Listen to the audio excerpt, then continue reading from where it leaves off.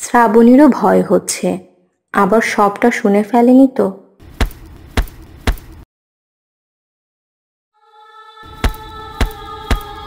আরে দা ভাই, দরজা খোল, নিচে আয় তাড়াতাড়ি, পুলিশ এসেছে জয়বীর আঙ্কেলের পোস্টমর্টম রিপোর্ট নিয়ে। দাঁড়াও, খুলছি।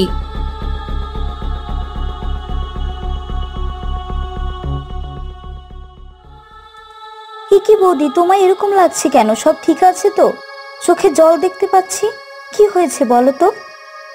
কি হবে আবার, কিছু হয়নি তো, চোখে কিছু না একটা পড়েছিল তাই। চলো নিচে যাই। চলো দা ভাই, তুইও আয়।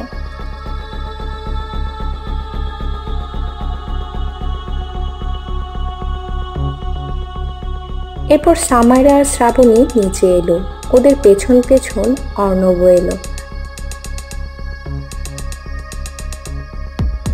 শ্রাবণী দেখলো একটা পুলিশ এসেছে। উনি বললেন, মিস্টার জয়বীরের মৃত্যু সাপের ছোবলে হয়েছে, আর এই বিষটা অনেক তীব্র এবং মারাত্মক একটা বিষ। একবার কারো রক্তে মিশে গেলে তাকে বাঁচানো অসম্ভব। সাপের ছোবলে মৃত্যুর কথা শুনে যামিনী, রেহান আর এশার চেহারা অন্যরকম হয়ে গেল। মনে হয় পুরনো স্মৃতি মস্তিষ্কে ভেসে উঠেছে, আর তার সাথে ভয়। ওদের চোখে একটা স্পষ্ট ভয় দেখতে পাচ্ছে শ্রাবণী। শ্রাবণী ভাবল, এক এক করে সব কটাকে মারবো, বেশি চিন্তা করিস না, তোরা তোদের পালাও আসছে। রাতে ডিনার শেষে যে যার ঘরে ঘুমোতে গেল। অর্ণব আর শ্রাবণী পাশাপাশি শুয়ে আছে। আর্য ইতিমধ্যে একবার মেসেজ করে আসতে বলেছে ওকে। অর্ণবকে কিভাবে ম্যানেজ করা যায় এটাই ভাবছে শ্রাবণী। হঠাৎ ওর পূর্বজন্মের কথা মনে পড়ল। নাগগুরু ওকে বলেছিল, ইচ্ছাধারী নাগিনদের শরীরে এক প্রকার বিষ থাকে। এটা মানুষের কোনো ক্ষতি করে না, শুধু ঘুম পাড়িয়ে দেয় কয়েক ঘন্টার জন্য। আর এই ঘুম এত তীব্র হয়, যদি তার কানের কাছে চিল্লানিও দেওয়া হয় তবুও ঘুম ভাঙে না। কিন্তু এই ঘুমের মেয়াদ মাত্র 6 ঘন্টা। শ্রাবণীর এই 6 ঘন্টাই যথেষ্ট। তাই ও ভাবলো অর্ণবকে ঘুম পাড়ানোর বিষ দিয়ে ঘুম পাড়িয়ে যাবে। শ্রাবণী ধীরে ধীরে একটু উকি মেরে দেখলো অর্ণব চোখ বন্ধ করে আছে। শ্রাবণী খুবই সাবধানে আলতো করে অর্ণবের চোখের পাতায় নিজের জিভ ছুঁয়ে ঘুম পাড়ানি বিষ ঢেলে দিল। তারপর যাওয়ার জন্য উঠতেই শাড়ির আঁচলের টান লাগলো। শ্রাবণীর ভয় লাগলো, অর্ণব আবার ওর আঁচল ধরে টেনে ধরেনি তো। ভয়ে ভয়ে পিছনে ঘুরে দেখলো, না, অর্ণব না, ওর শার্টের বোতামে শাড়ির আঁচলটা আটকে গেছে। শ্রাবণী এক ফোঁড়া বাঁচল। ধীরে ধীরে আঁচলটা খুলে নিয়ে ও নাগিন রূপে এলো।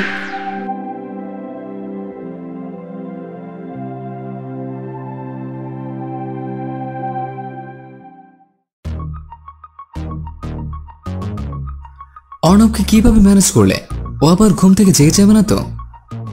না, আগামী 6 ঘন্টা ও মৃত মানুষের মতো ঘুমাবে। আমি ওকে ঘুম পাড়ানি বিষ দিয়ে এসেছি। আমার হাতে মাত্র 6 ঘন্টা আছে, যা করার তাড়াতাড়ি করে ফিরে আসতে হবে। চিন্তা করো না, 6 ঘন্টায় যথেষ্ট আমাদের জন্য। হিমাংশু আর রতন একটু আগে রওনা দিল। আমরা শর্টকাট দিয়ে আগে গিয়ে ওদের সামনে দাঁড়াবো, তারপর ওদের খেলা শেষ। তাহলে যাওয়া যাক।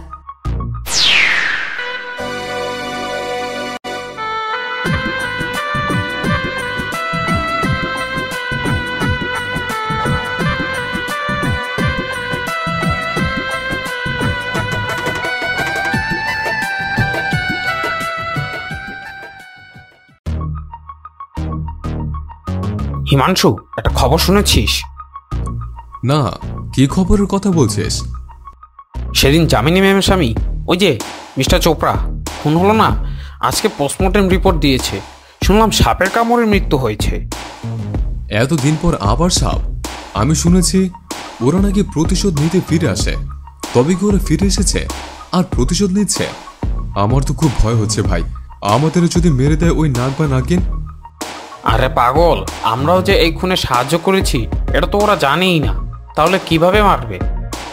জেনে যেতে তো বেশিক্ষণ লাগবে না। আমার খুব ভয় হচ্ছে ভাই। আরে চিন্তা করিস না, কিছু হবে না। লখনৌতে মিটিংটা সেরে নি, তারপর এই শহর থেকে ফরত হয়ে যাব। এসব গল্প করতে করতে ওরা যাচ্ছিল। রতন নিজে ড্রাইভ করছে, ওর পাশের সিটে হিমাংশু বসে আছে। হঠাৎ হিমাংশু কিছু দেখতে পেল। রাস্তার সামনে। আরে রতন, সামনে দেখ তো, মনে হচ্ছে কেউ রাস্তায় শুয়ে আছে। তাই তো দেখছি, এত রাতে এই নির্জন রাস্তায় কে এভাবে শুয়ে আছে, তাও আবার রাস্তার মাঝখানে। না সরলে তো গাড়িও এগিয়ে নিতে পারবো না। রতন গাড়িতে ব্রেক কষল, তারপর লাগাতার হর্ন বাজাতে লাগলো, কিন্তু কোনো সাড়া শব্দ নেই। তাই ওরা ব্যাপারটা দেখার জন্য গাড়ি থেকে নেমে এলো। দেখলো একটা ছেলে পড়ে আছে রাস্তায়, পিচের উপরে।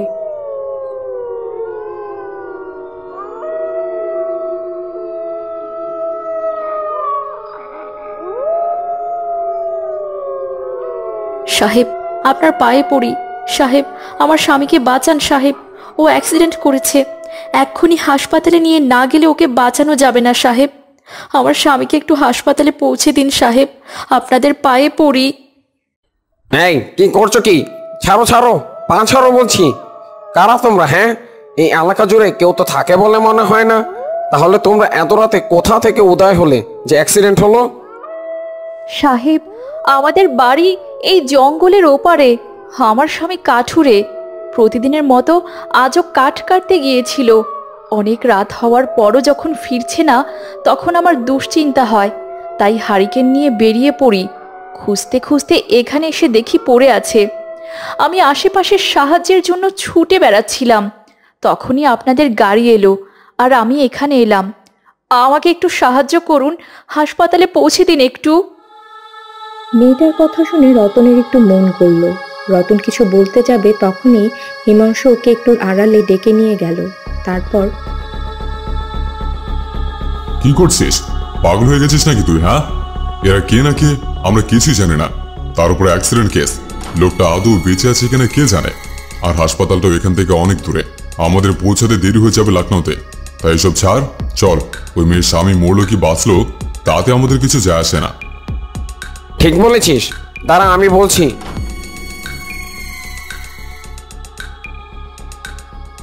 সাহেব, কি এত ভাবছেন? আমার এই উপকারটা করুন। শোনো, আমাদের অনেক গুরুত্বপূর্ণ একটা মিটিং আছে, আর হাসপাতালের রাস্তা অন্যদিকে গিয়ে ফিরে আসতে অনেক সময় লাগবে, তাই আমরা পারবো না, সরি। এরপর ওরা গাড়িতে উঠে গাড়ি স্টার্ট করলো।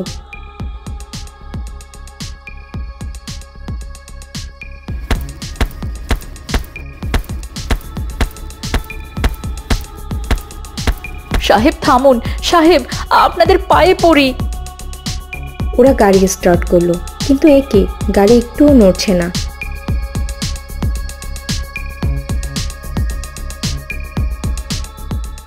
আরে, গাড়ি এগোচ্ছে না কেন? বুঝতে পারছি না, মনে হচ্ছে কেউ পেছন থেকে টেনে ধরে আছে। আর সামনে যে ছেলেটা পড়েছিল ও কোথায়? দেখ, সামনে রাস্তা ফাঁকা। এরপর ওরা পিছনে তাকাতেই চমকে উঠল। একটা বিশাল বড় সাপ তার লেজ দিয়ে গাড়িকে পেঁচিয়ে ধরে আছে। ওরা ভয়ে অস্থির হয়ে উঠল। এবার সাপটা ওর লেজ দিয়ে জোরে জোরে বাড়ি দিতে লাগলো গাড়ির উপর। গাড়ি ভাঙতে লাগলো। ওরা ভয়ে গাড়ি থেকে নেমে সামনে দৌড়াতে সেই ঘোমটা পরা মেয়েটা ওদের সামনে এসে দাঁড়ালো। বেরিয়ে এলো আসল রূপ। বিস্মাখা দৃষ্টিতে চেয়ে আছে ওদের দিকে, আগুনের মতো জ্বলতে থাকা নীলচে দুটো চোখ। দেখতেই ওরা ভয়ে লাফিয়ে উঠল। নাগিন ফিরে এসেছে। আমাদের ক্ষমা করে দাও প্লিজ, আমরা অনেক বড় ভুল করে ফেলেছি। আমরা জীবনে আর কোনো পাপ করব না। আজ বেঁচে ফিরলে তবে তো পাপ করবি। আজই তোদের শেষ দিন।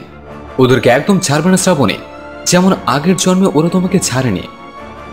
ঠিক বলেছ আর্য, এদের পাপের ঘরা পূর্ণ হয়েছে, আজ এদের বিনাশ হবেই।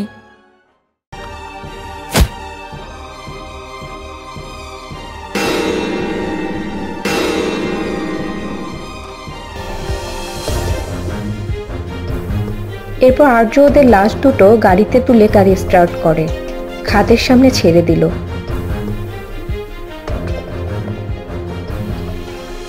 খাদে পড়তেই গাড়িটা ব্লাস্ট করলো।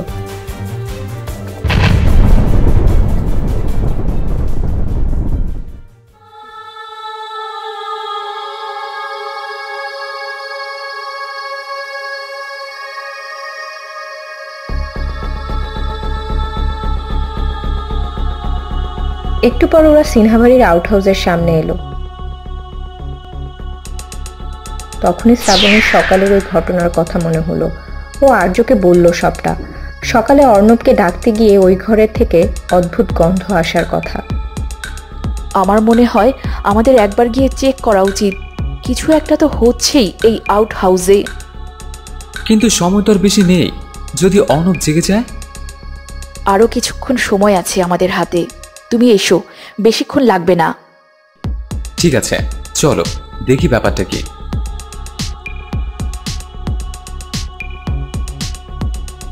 ওরা আউট হাউসে প্রবেশ করলো। তারপর আর্যকে পথ দেখিয়ে শ্রাবণীকে ওই ঘরের সামনে নিয়ে গেল।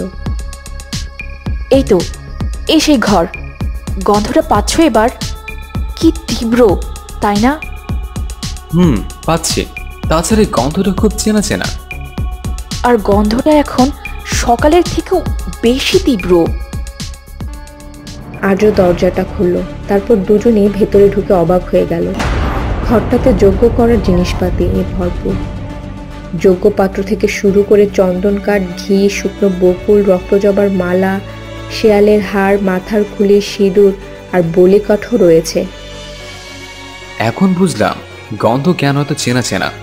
এটা তো কালো জাদুর যজ্ঞ। এ যজ্ঞের ধোয়ার গন্ধ এমনই হয়, কিন্তু এখানে সব যজ্ঞ সাধনা করে কে? আর এই ঘরের অবস্থা দেখে আমার যা মনে হচ্ছে, কিছুক্ষণ আগেই এখানে এসব কালো জাদুর সাধনা হয়েছে। তোমার মনে আছে, জয়বীর আমাকে বলেছিল যামিনী এসব সাধনা করত। আমার সন্দেহের তীর তো ওর দিকেই যাচ্ছে। কিন্তু একদিন আগেই যার স্বামী মারা গেল, সে এখানে কিসের সাধনা করবে? একটু ভালো করে দেখো চারদিকটা, কোনো ক্লু পেলেও তো পেতে পারি। হ্যাঁ,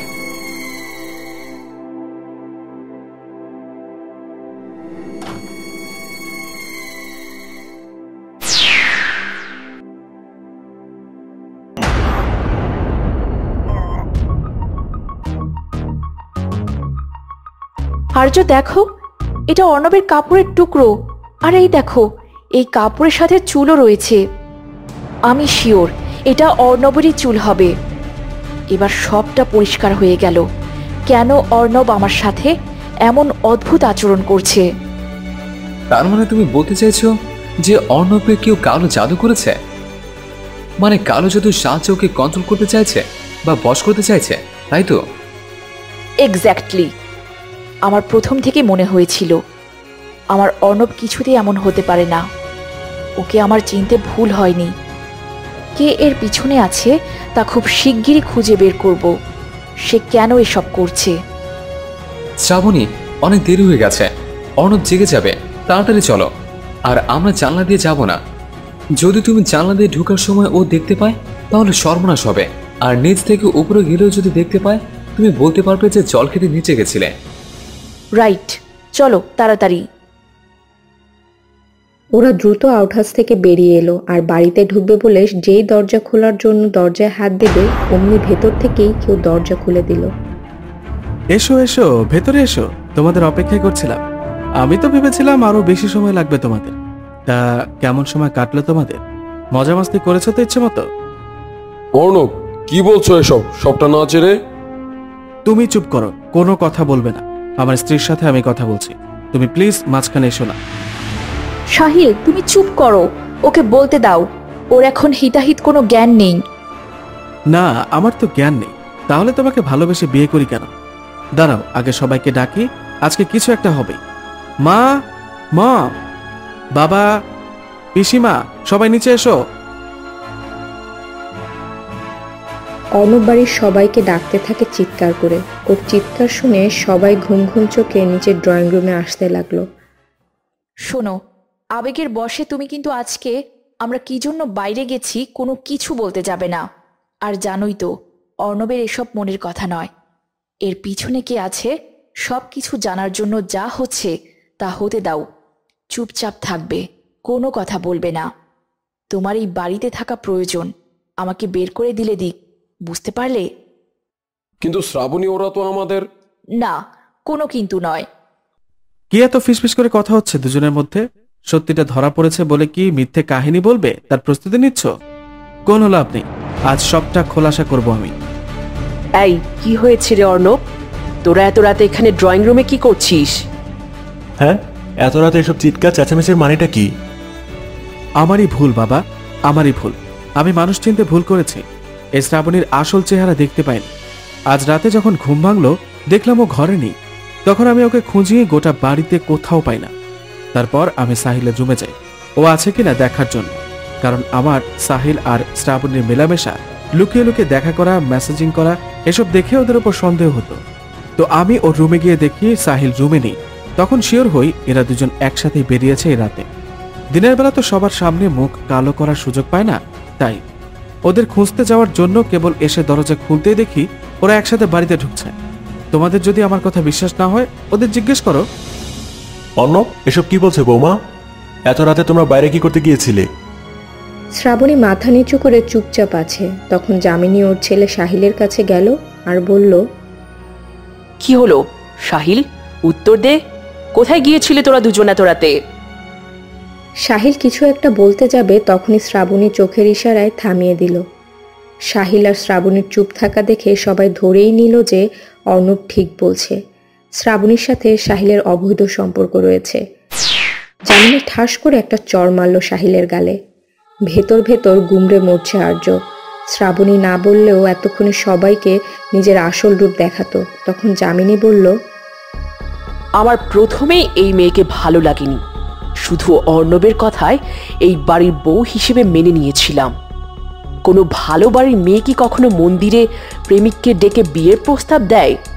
এই মেয়ে এখন আমার ভোলা ছেলেটাকে ফাঁসাচ্ছে আর আমার সাহিলকে বশ করেছে এই মেয়ে। আমি তো বলছি অর্ণব, এই মেয়েকে এখনই বের করে দে এই বাড়ি থেকে। আমারও একই কথা, অর্ণবকে ফাঁসিয়ে বিয়ে করে এখন আবার সাহিলকে ফাঁসাতে চাইছে। এই মেয়ের এই বাড়িতে জায়গা নেই, এ আমি বলে দিলাম। অর্ণব, অনেক সহ্য করেছি, আর না, এই মেয়ের মুখ যেন এই বাড়িতে না দেখি। অর্ণব শ্রাবণীর হাত ধরে টানতে টানতে নিয়ে যাচ্ছে গেটের দিকে। সাহিল বাধা দেওয়ার চেষ্টা করতে চাওয়ায় যামিনী ওকে টেনে উপরে নিয়ে গেল। অর্ণব শ্রাবণীকে ধাক্কা মেরে দরজার বাইরে বার করে দিল। শ্রাবণী কিছু বলার জন্য অর্ণবের দিকে তাকাতেই অর্ণব ধরাম করে দরজা লাগিয়ে দিল।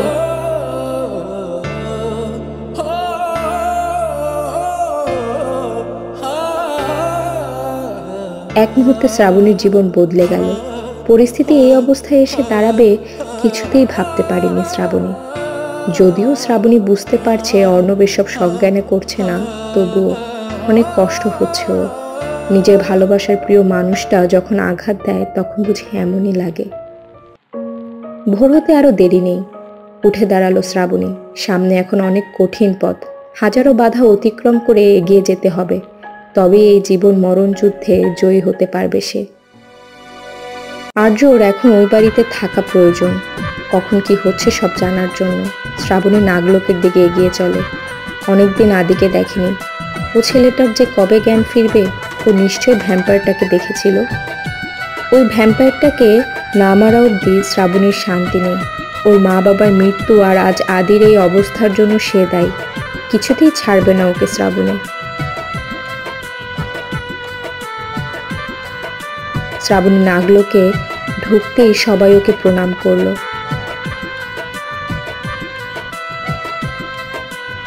সিংহাসনে বসলো শ্রাবণী আর সবার উদ্দেশ্যে বলল, আজ থেকে আমি এখানেই থাকবো, তোমাদের সাথে সব সময়। সবাই জয়ধ্বনি দিয়ে উঠল একসাথে। তখনই একটা মাঝবয়সী নাগিন কাঁদতে কাঁদতে দৌড়ে এসে শ্রাবণীর পায়ে পড়ল আর বলল, নাগরানী, আমার মেয়েটাকে বাঁচান। আমার একটা মাত্র মেয়ে, ওকে ছাড়া আমি বাঁচব না। আমার সাহায্য করুন নাগরানী। কেঁদো না, শান্ত হও। কি হয়েছে তোমার মেয়ের? তার জন্য আমার সাথে যেতে হবে। আসুন আমার সাথে। ঠিক আছে, চলো।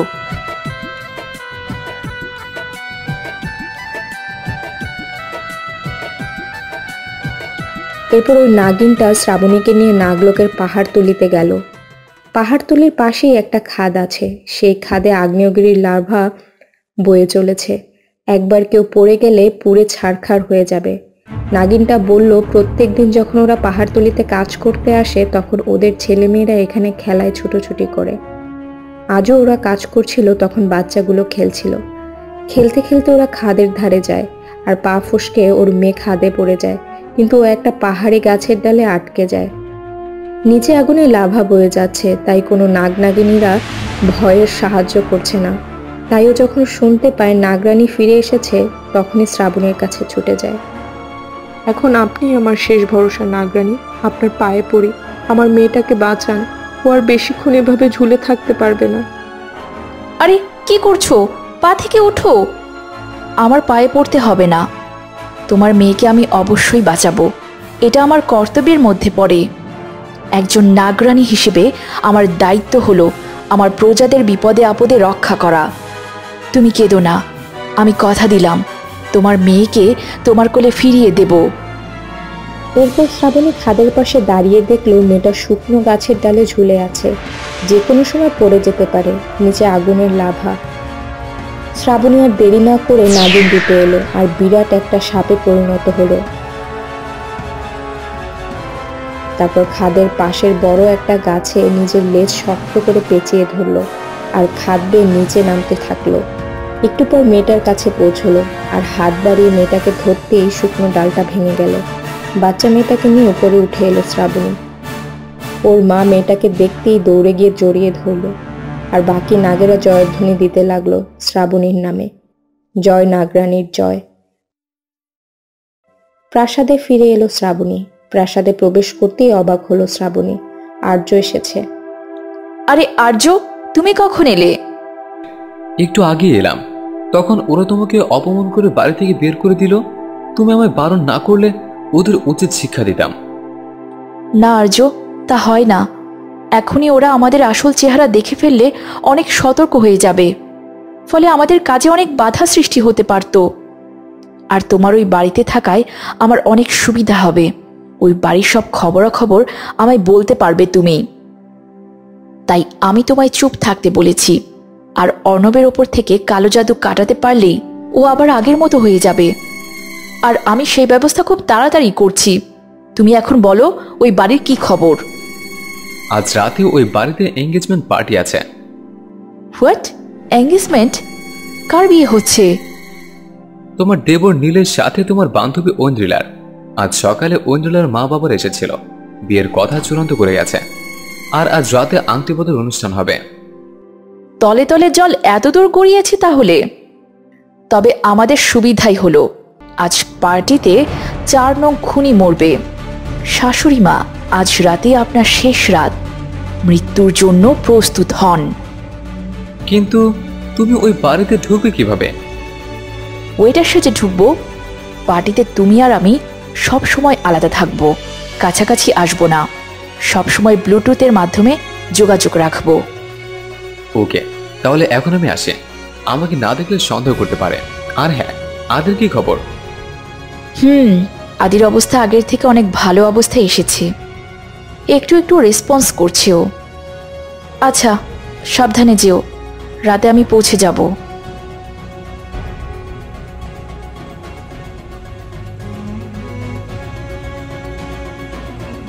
শ্রাবণী প্রস্তুতি নিতে থাকলো রাতের জন্য।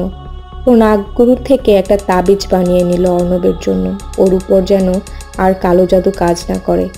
সেজন্য এই তাবিজটা ওকে পরালে ওর উপর আরও নতুন করে কোনো কালো জাদু কেউ করতে পারবে না। এই তাবিজ পরানোর 24 ঘন্টা পর পুরনো কালো জাদুও কেটে যাবে। তাই শ্রাবণী ভাবলো পার্টিতে গিয়ে সুযোগ বুঝে এটা ওকে পরাতে হবে। রাতে ওই বাড়িতে যাওয়ার আগে শ্রাবণী আদির কাছে গেল। আদিকে দেখে শ্রাবণী ওর কপালে একটা চুমু দিয়ে বেরিয়ে এলো।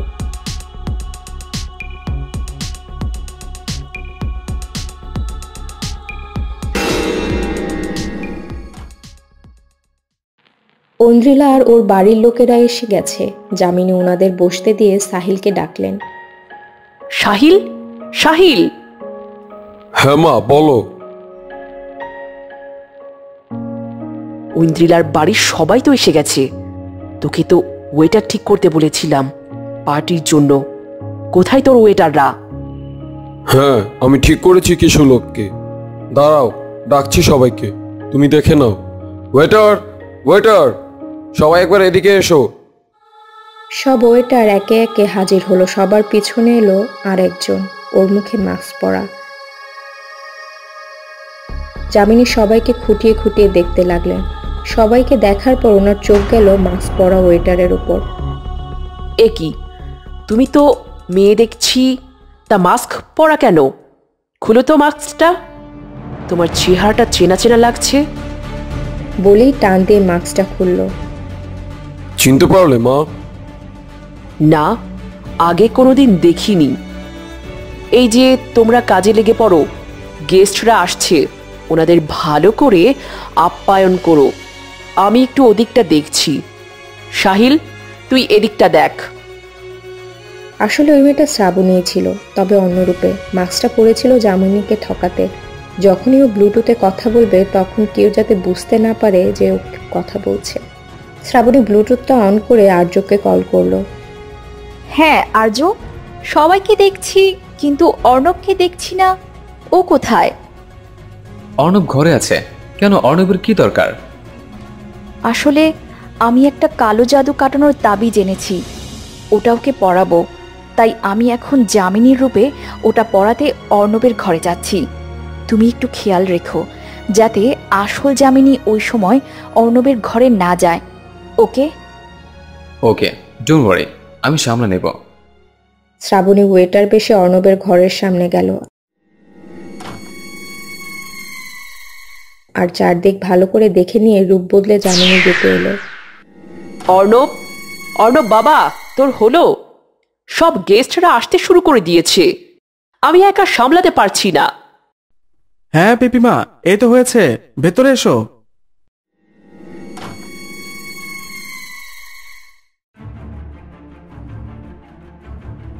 অর্ণব, তোকে একটা অনুরোধ করব, রাখবি বাবা?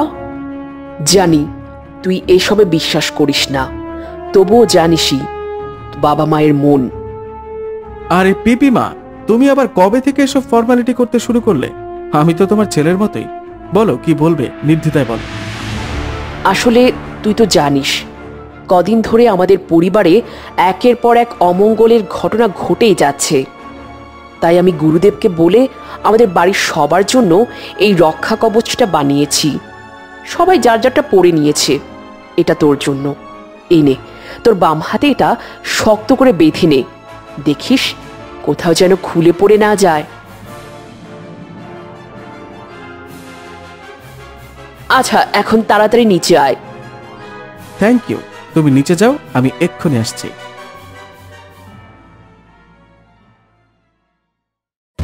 শ্রাবণী বেরিয়ে এলো।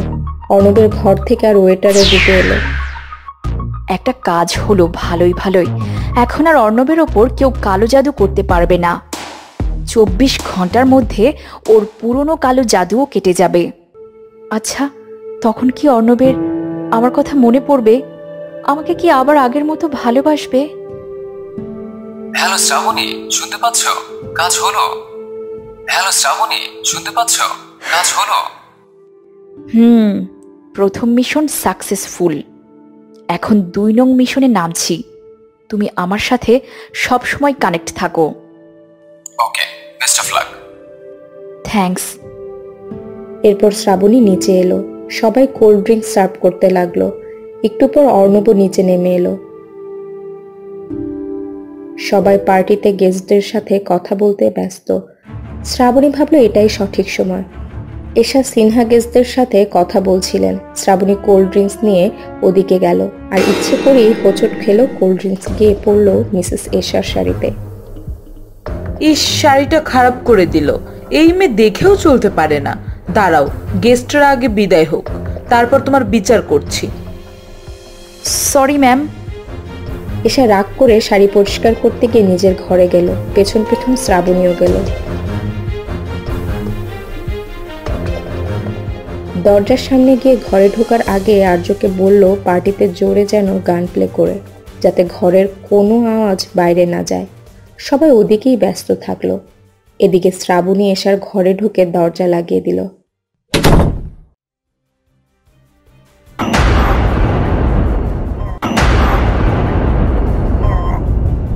এ কি, তুমি এখানে কি করছো? কোন মুখ নিয়ে এ বাড়িতে এসেছো তুমি আবার? এই মুখ নিয়ে? বলেই শ্রাবণী নাগিন রূপে এলো এশার সামনে।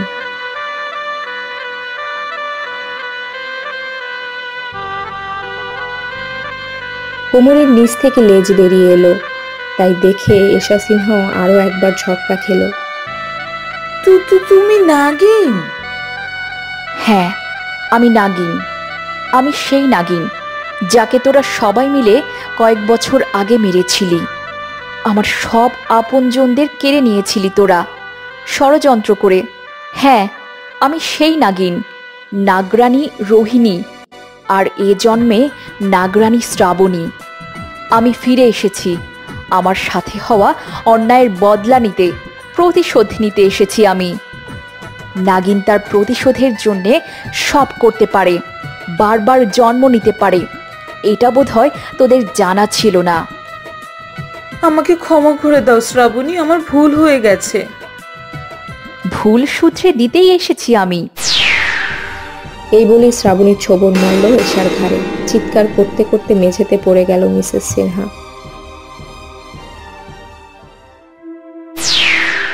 এই নে, তোর ভুল শুধরে দিলাম। Mission successful. Well done. তুমি এখন অন্য দিক দিয়ে বেরিয়ে সোজা নাগলোকে যাও।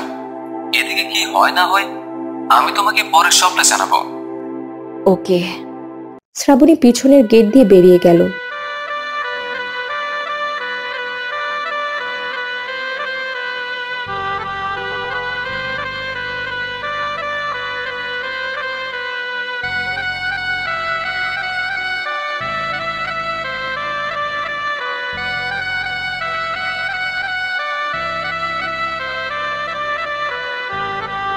কিছুক্ষণ পরই নাগলোকে পৌঁছলো।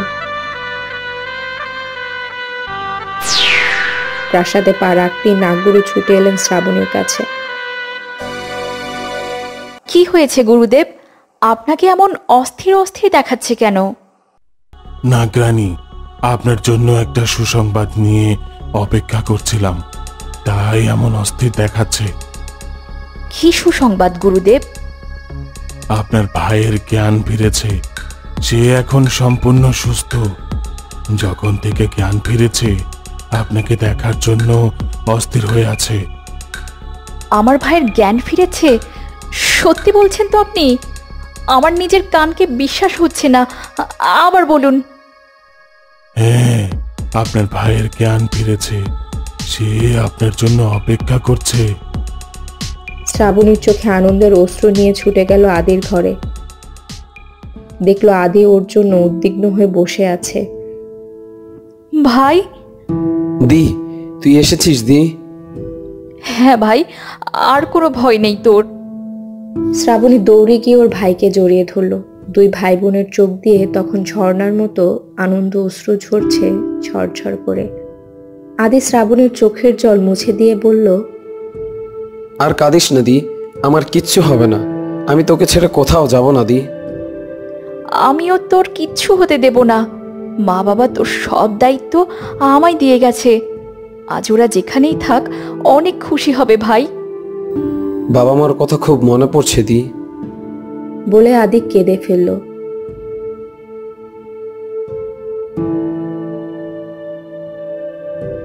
দি, আমরা এটা কোথায় আছি? এখানকার মানুষগুলো এমন অদ্ভুত সেজে কেন থাকে? আর তুইও এদের মতো সেজেছিস কেন?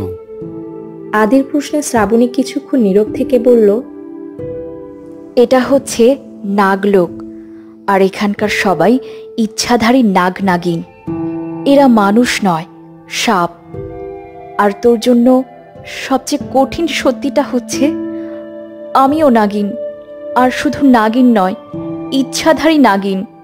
আর এই নাগলোকের নাগরানী আমি। তুই এসব কি বলছিস দি? নাগ নাগিন আবার সত্যি সত্যি হয় নাকি? আর হলেও তুই নাগিন হতে যাবি কেন? তুই তো মানুষ। তুই তো আমার বোন শ্রাবণী। হ্যাঁ, আমি সত্যি বলছি। দাঁড়া, দেখাচ্ছি তোকে আমার নাগিন রূপ। বলে শ্রাবণী নাগিন রূপে এলো। আদি এটা দেখে অবাক হওয়ার সাথে সাথে অনেকটা ভয় পেয়ে গেল। ওর ভয় পাওয়া দেখে শ্রাবণী তাড়াতাড়ি মানুষ রূপে ফিরে এলো। ভয় পাস না, কিছু হবে না। আমাদের কেউ আগে আঘাত না করলে আমরা কাউকে আঘাত করি না। কিন্তু দি, আমরা ভাই বোন হওয়া সত্ত্বেও তুই কি করে নাগিন আর আমি কি করে সাধারণ মানুষ? আর মা বাবাও তো মানুষ ছিলেন, তাহলে কিভাবে? তোর সব প্রশ্নের উত্তর তুই পাবি। এই গোলকটাই এখন পর্যন্ত আমার সাথে যা যা হয়েছে সব দেখতে পাবি। বলে শ্রাবণী ওদের সামনে রাখা একটা গোল পানির পাত্রে ওর চোখ থেকে একটা নীল আলো ছুড়ে দিল। আদি হতবাক হলো শ্রাবণীর কার্যকলাপ দেখে। দি, তুই ম্যাজিক জানিস? জানি। এবার পানিতে যে যে ঘটনাগুলো ঘটবে ভালো করে দেখ, বুঝে যাবি সবটা।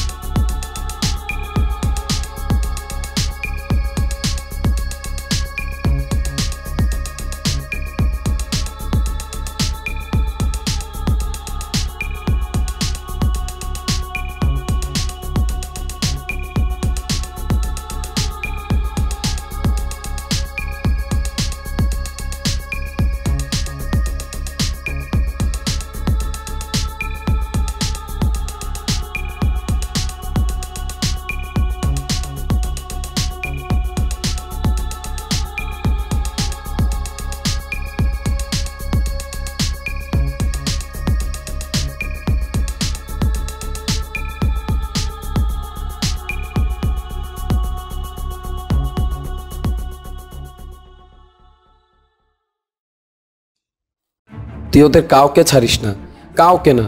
ওরা তোর সাথে কত অন্যায় করেছে আমি বুঝেছি দি, সবটা। এটা তো দ্বিতীয় জন্ম।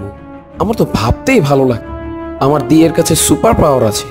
আগে মুভিতে দেখেছি, গল্পে পড়েছি সুপার হিরো সুপার ওমেনের ব্যাপারে, আর এখন চোখের সামনে দেখছি কোনো সুপার ওমেন, আর সেটা আমার দি।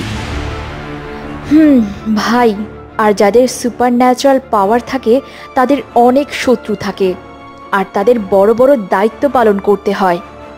আর আমার দুর্বলতা তুই। আমার শত্রুরা তোর ক্ষতি করতে পারে, তাই তোকে অনেক সাবধানে আর অনেক সতর্ক থাকতে হবে। দি, তুই ওই শয়তান ভ্যাম্পায়ারটাকে মারতে পারবি না? ও আমার বন্ধু আরিয়ান, আমাদের মা বাবা সবাইকে মেরে দিয়েছে। ওকে আমি কিছুতেই ছাড়বো না ভাই, কিন্তু ওকে খুঁজে পেতে গেলে তোর সাহায্যের প্রয়োজন। তুই তো ওকে দেখেছিস, তুই বলতে পারবি ও দেখতে কেমন ছিল। হ্যাঁ, আমি আর আরিয়ান ওর পিছু করে ওর বাড়ি অবধি পৌঁছে গেছিলাম। আমরা ওর আসল চেহারা দেখে ফেলেছিলাম। এজন্য ও আরিয়ানকে মেরেছে, বাবা মাকে মেরেছে, আমাকেও আঘাত করেছিল। আরিয়ানের ফোন দিয়ে আমরা ভ্যাম্পায়ারটার ভিডিও রেকর্ড করেছিলাম। ওই ভিডিওটা কোথায়? এখন আমার ওই ভিডিওটা চাই। ওই ভিডিও থেকেই আমি ওই ভ্যাম্পায়ার অবধি পৌঁছাতে পারবো। আমার যতদূর মনে পড়ছে ওই ভিডিওটা আমাদের বাড়িতেই আছে, আমার ঘরে আমি লুকিয়ে রেখেছিলাম। আজ অনেক রাত হয়েছে, আমরা কাল ওই বাড়ি যাব ভিডিও নিতে। তুই কিছু খেয়েছিস ভাই? না দি, তোর জন্য ওয়েট করছিলাম। ওই নাগেরা খাওয়ার জন্য জেদ করছিল, তোর সাথে খাবো, এই জন্য ওদের না করে দিয়েছি। ঠিক আছে, আমি তোকে খাইয়ে দেব। এরপর শ্রাবণী আদিকে খাইয়ে দিল, তারপর ঘুমিয়ে পড়ল ওরা।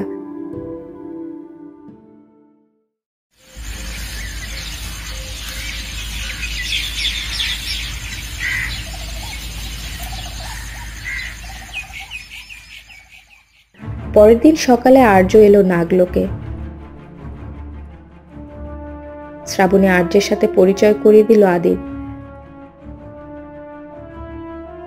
এখন ওই বাড়িতে কি অবস্থা? সবাই খুবই শোকাহত। যামিনী আর রিয়ানকে খুবই চিন্তিত দেখাচ্ছিল। ওরা মনে হয় একটু করে আঁচ করতে পারছে যে ওদের শত্রু ফিরে এসেছে। আর্য, তুমি এখনই আমার ওই বাড়িতে ফিরে যাও। ওদের প্রতিটা পদক্ষেপ এখন তোমাকে ফলো করতে হবে।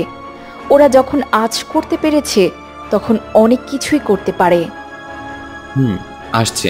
তুমি কোথায় যাবে এখন? আমিও একটা গুরুত্বপূর্ণ কাজে যাচ্ছি, পরে তোমায় সবটা বলবো। আচ্ছা, আসে। বলেই আর্য চলে গেল ওই বাড়ির উদ্দেশ্যে।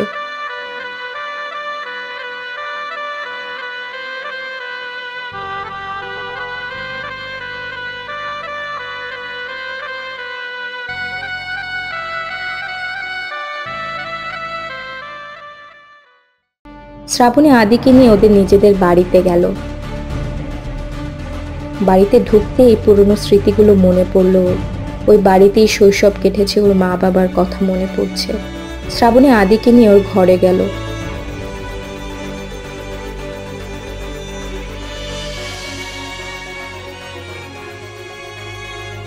কোথায় রেখেছিলি? দাঁড়া, আমি বের করে দিচ্ছি। এই বলে আদি ওর বিছানার নিচ থেকে একটা মোবাইল বের করে আনলো।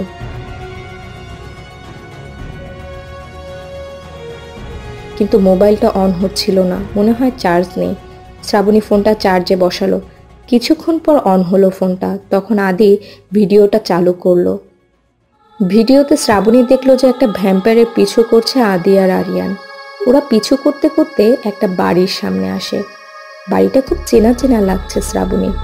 ভ্যাম্পায়ারটাও ওই বাড়িতে ঢুকে পড়ে। শ্রাবণী অবাক হয়, আর এটা তো অর্ণবদের বাড়ি। এই ভ্যাম্পায়ারটা এখানে ঢুকলো কেন? শ্রাবণী মনোযোগী হয়ে ভিডিওটা দেখতে থাকে। আদি ও আরিয়ান দেয়ালটা টপকে বাড়িতে ঢুকে পড়ে আর ঝোপের পিছন থেকে ভ্যাম্পায়ারের ভিডিও শুটও করতে থাকে। শ্রাবণী অবাক হয়, ভ্যাম্পায়ারটা মানুষে পরিণত হচ্ছে। দেখতে দেখতে ওটা মানুষ হয়ে গেল।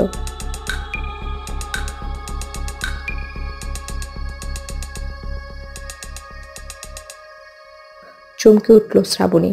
ওর পায়ের তলা থেকে মাটি সরে গেল। এ যে অর্ণব! শ্রাবণী রীতিমতো একটা শক খেলো। ধপাস করে বসে পড়লো মেঝেতে। ফোনটা হাত থেকে পড়ে গেল। আদি বলতে লাগলো, কি হয়েছে দি তোর? এমন করছিস কেন? কথা বল দি, কথা বল। এই বলে শ্রাবণীকে ঝাঁকাতে লাগলো আদি। কিন্তু শ্রাবণী পাথরের মতো হতবাক হয়ে বসে রইল।